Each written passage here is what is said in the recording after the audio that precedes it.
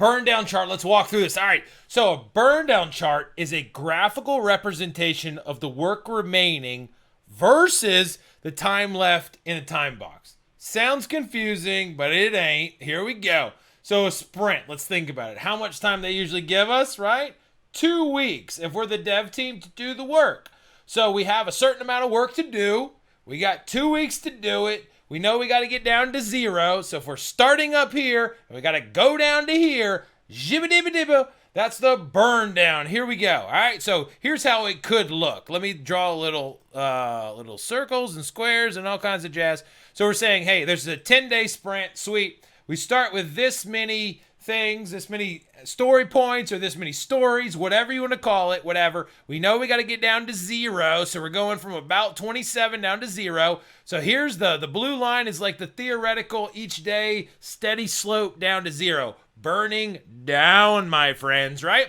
Now the orange line is what we as the dev team say like, yo, end of day 1, we're done with this much. End of day 2, we've gotten this how many we have left. This how many we have left. This how many we have left. So if we get to like this day, right? And imagine that it's just like here. This other stuff over here won't be there. It'll say, hey, we have about 19 left to do, and we should be about 15 done.